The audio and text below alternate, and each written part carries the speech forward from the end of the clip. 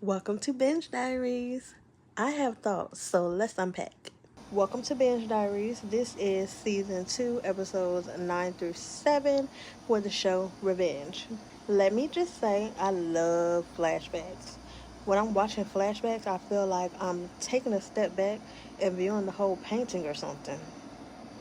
I like when backstories is given. Some people do feel like they're pointless when they add nothing, especially to the plot. But I don't know. I feel different. I feel like they help me make connections to the characters more, and they help me understand like how we got where we are now.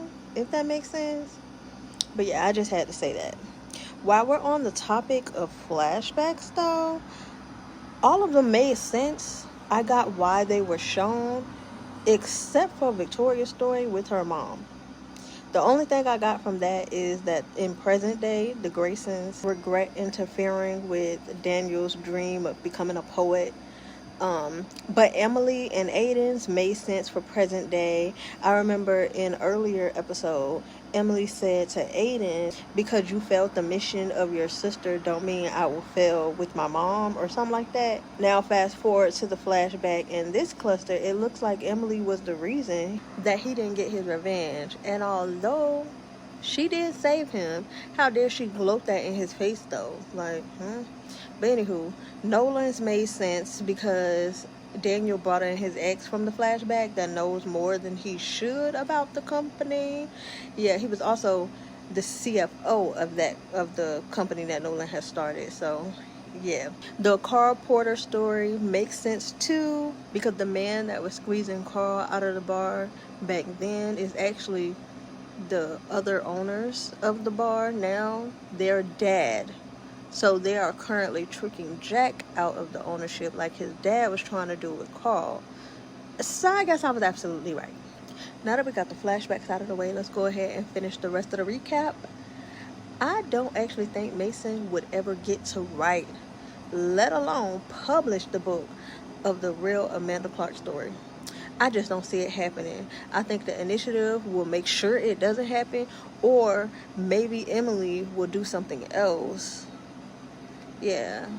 And when I say make sure that doesn't happen, I don't think they would know. I think they would just kill him because he's in there. And you know what? I think it could be smart if that is how the show ends, like altogether, with Mason walking out of jail to publish this book and Emily changing her name and disappearing with her fortune and finally at peace with all that she's done. That could be something. Yeah. And with Jack, I really hope that the man that's playing him backs out or decides to not, because they are pouring everything into that. And or I hope Emily or Nolan steps in and stops it. Like, yeah, however they decide to do it, I'm fine with it. I just hope it does not happen. Speaking of Nolan though, I feel so bad for Nolan. He works so hard for what he has. Not only has he gave Emily half of everything, he has been so generous to Jack and Declan and everything else. Like, yeah. And now Daniel is seeking his fortune on behalf of Grayson's Global. I'm sick for him. He even gave Grayson Global the proof they needed to secure their funds or their share of the company just to cover Emily, which is so sad to me. Like, he just a pawn in everything. But anywho, do you think the CFO really likes him, or is she playing him? Because I don't know, like, she was pushing for the CFO, and any of them could have been working with her to steal his fortune. And because she got the job, it has to be her. Like, she has to do whatever the plan was, if there is a plan at all. I just don't trust her, and I really don't know why. But it's something about her that's not sitting right with me. But in other news, I was right. I was right about Ashley and Conrad. While Conrad was divorced, and before Daniel officially got with Ashley, she slept with Conrad and has not told Daniel a thing yet. One thing I was shocked about this episode was Victoria calling Emily at the end.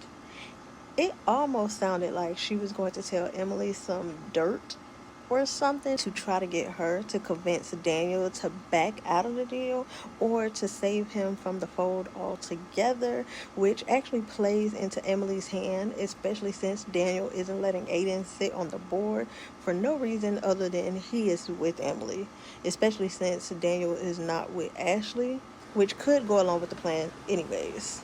But that wraps up this cluster of recaps.